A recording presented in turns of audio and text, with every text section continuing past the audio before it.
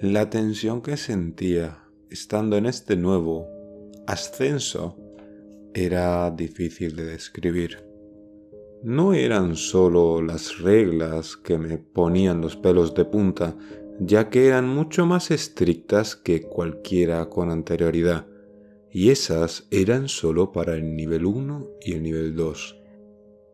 Estaba más que convencido que el preso que estaba en lo más profundo de esta prisión tenía sus propias reglas. Me perturbaba el hecho de que tarde o temprano tendría que conocerle. Antes de empezar mi turno, un día después de haber pasado 2 semanas en esta nueva posición, vino una compañera. No había visto una guardia compañera en todo el tiempo que llevaba trabajando aquí, pero Luis dijo que ella sería mi encargada ahora. Estaría igual que él 2 semanas llevando la comida al preso más importante. No entendía por qué se le trataba a cuerpo de rey, pero entendía que tenía que mantenerse tranquilo siendo tan peligroso, y el hecho de que estuviese ahí de manera voluntaria era algo muy peculiar. Todos, al decir el término mujer, nos imaginamos a un humano más pequeño y frágil. No era el caso de René. René era una excombatiente de las fuerzas antiterroristas francesas. Se retiró y acabó aquí por algo que no me quiso comentar en primera instancia. Era una mujer realmente reservada y callada. Sobre todo hizo hincapié que le desgastaba mucho emocionalmente tener que explicar las cosas básicas a los nuevos. Por eso dejaba a Luis este tipo de tarea, ya que él era mucho más simpático. Y la cosa no terminaba ahí. René era realmente escrupulosa con su trabajo.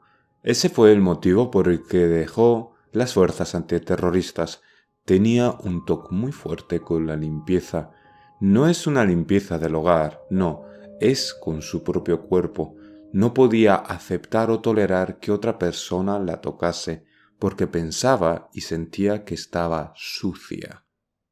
Aún así, el compañero Luis, antes de irse, dijo que era una profesional excepcional. Justo cuando estábamos a punto de entrar en la sección de los rojos incompletos, lo peor se empezó a escuchar.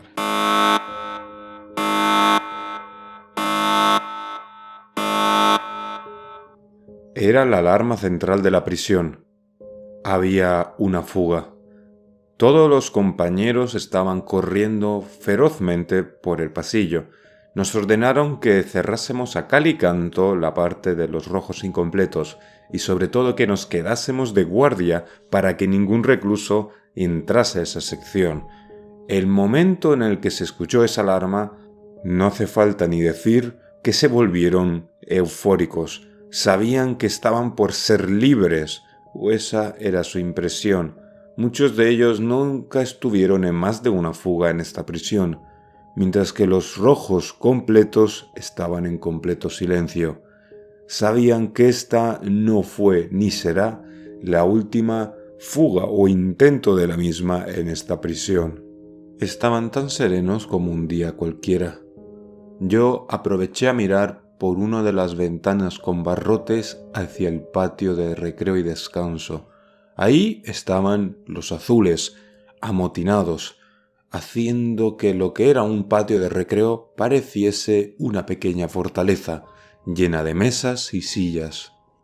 Varios de ellos sorprendieron a los guardias en el tiempo de recreo, y por si fuese poco, entraron en la cantina, robaron todo lo que pudieron y tuvieron una misión muy clara: ir hacia la entrada trasera que se usaba para que los camiones de suministros llegasen a la prisión.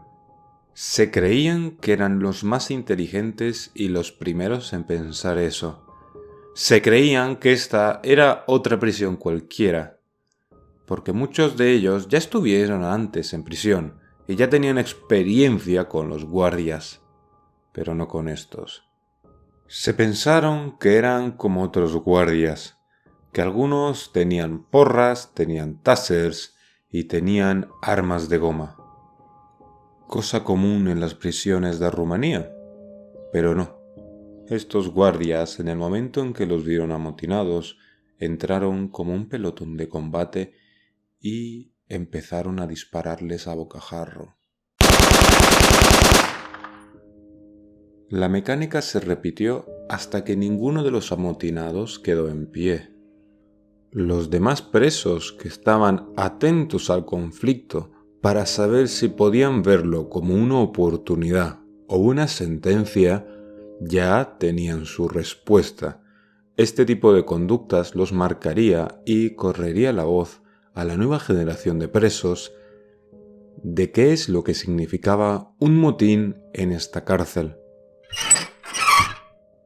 Por si fuese poco, los presos azules no eran lo peor. El sonido que vino de detrás nuestra, de puertas metálicas abriéndose, sí que lo eran. Los rojos incompletos estaban todos libres. Alguien había abierto todas las puertas a la vez. Aún así, René no titubeó en ningún momento, disparando in misericorde contra los presos, los cuales se volvieron a esconder en sus celdas. Esa situación no era sostenible. Yo también desenfundé y apunté a los presos, pero cada vez que ellos asomaban la cabeza, nosotros disparábamos. Obviamente nuestra munición no era infinita. Y tampoco lo era la paciencia de los presos.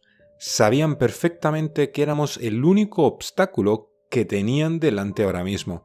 Si eran capaces de matarnos, podrían llevarse nuestras armas y si tenían suerte, podían llegar a la armería.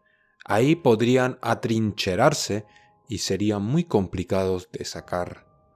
Uno de los presos, en el momento en el que muchos se asomaron, aprovechó una oportunidad, un hueco para usar un improvisado espejo para cegar a René. De esta manera, dos de ellos aprovecharon para cargarle. Irónicamente, yo les inflé a disparos, pero parecían no importarles. Uno de ellos, según recordaba, explicándome mi compañero Luis, por encima tenía los nervios quemados, por eso no sentía dolor alguno. Con esa ventaja, los presos tuvieron más que suficiente. Con armas improvisadas, mataron a mi compañera y le degollaron sin ella poder hacer mucho. Ese acto a mí me impactó de sobremanera y no pude hacer otra cosa que salir corriendo, robando las llaves que estaban en el suelo tiradas y cerrando la puerta de ese ala, la de los tréboles. El problema era que si habían escapado los incompletos, los completos no tardarían en escapar. Me equivoqué. Los incompletos y los completos se llevaban muy mal, ya que los completos los consideraban imperfectos. Suficiente diferencia como para que uno no ayude al otro.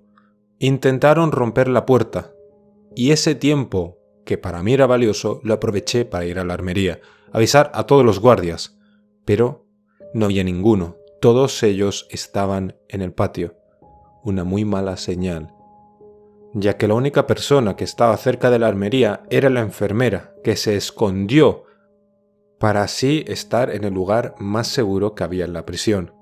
Estaba aterrada y le dije que si había pasado algún guardia cerca. Me dijo que un pelotón de guardias militares fue al patio. Alguien había embravecido a los otros presos, llenándolos de una cólera indescriptible. Eso no podía ser obra natural de los propios presos, ya que se estaban transformando en una especie de zombis enloquecidos, atacando de manera irracional y compulsiva. Parecía obra de un trébol. Yo al escuchar esto me asomé por la ventana, y en el momento en el que lo hice, sentí una gran punzada en el cuello, para luego volverse todo de color negro. Alguien me había apuñalado por la espalda, justo en el cuello. Pero no, la cosa no terminó ahí. Simplemente me desperté. como si hubiese estado en un mal sueño. Mal sueño, ¿eh? Bueno, no pasa nada, a los novatos os pasa de vez en cuando tienen que deciros que tenéis que trabajar, dijo René desenfadada. Parecía una persona completamente distinta. Le pregunté qué había pasado y ella simplemente dijo que en el momento de presentarse yo me desmayé, sin motivo alguno. Comprobó mi pulso y mis pupilas, que decía que se movían frenéticamente, así que entendió que estaba soñando. Pensó de que era alguna anomalía de algún preso de los tréboles rojos y no quiso interferir para no hacerme daño de alguna manera, así que estaba muy atento a todo lo que se desarrollaba. Yo le informé inmediatamente de todo lo que había pasado y ella, aunque pareciese de locos, me creyó. Aún así dijo que primero teníamos que hacer la ronda. Yo estaba distraído y estaba analizando todo lo que estaba pasando. Hicimos la patrulla en el ala de los rojos de manera rutinaria, ambos comprobando que teníamos gas ajo con nosotros, que no se escuchaban ni pasos delante ni detrás en el corredor, así que simplemente empezamos el rondín. Los presos incompletos estaban realmente extraños ese día. Estaban como silenciosos, algo extraño en ellos. Lo unimos con mi sueño. Parecían como ellos conscientes de que hoy iba a pasar algo, así que nosotros nos dimos la máxima prisa posible. Le dije a mi compañera que si podía entregar ella la comida a los presos completos, cosa que no la incomodó ya que me veía realmente distraído, y eso era trabajo de mucha precisión. Aún así me dijo que tenía que entregar al menos 2 bandejas para que la cosa fuese lo más rápido posible. «Recuerda que tenemos que llegar lo más rápido posible al jefe de guardia», me exclamó, y yo asentí en respuesta. El problema es que estaba en piloto automático y sin darme cuenta rompí una de las reglas. Me acerqué personalmente a darle la comida al preso, y no a uno cualquiera. Lo hice precisamente con el sectario, no uno de los presos, y no era precisamente el preso más dócil de ese lugar. No tardó nada en abrir la rendija que se usaban para comunicarse con él y agarrarme del cuello. Yo entré en shock. No entendí qué estaba pasando y por qué mi cuerpo se había movido casi solo para hacer esta acción irracional, rompiendo la regla número 4, que es mirar a los ojos a un trébol rojo. Los ojos de este hombre, si pudiese llamarse así, eran de un negro absoluto. La expresión de cuando miras al vacío, el vacío te mira de vuelta, se aplicaba en este caso. «Dime, ¿te ha gustado la visión del maestro? La ha hecho especialmente para ti. ¿Puedes compartirla conmigo?», dijo el preso mientras me sujetaba firmemente la garganta, apretando poco a poco el agarre. «¿A qué te refieres?», le dije yo casi sin poder respirar. «Oh, venga ya, ¿de verdad crees que esos sueños los has hecho tú solito? No, han sido inducidos. Tú vas a ser el siguiente sacrificio para mi maestro, y como una buena carne se tiene que preparar con antelación. Dime, ¿lo has visto? Tienes que haberlo visto, él siempre se manifiesta en el sueño». Mi compañera disparó en el brazo al preso, haciéndole retroceder y gritando en agonía. Ya sabemos, por lo menos por la actuación del preso, quién es el origen de esta pesadilla, digámoslo así, dijo René. Ahora tenemos que defendernos de eso y anticiparnos a ese ser. Vayamos a hablar cuanto antes con Marius. Cerramos todo a cal y canto y de camino al pabellón de la guardia vimos que lo peor estaba empezando a pasar. Los presos estaban empezando a amotinar en el patio. No nos quedaba mucho tiempo. Esta vez teníamos que ganar.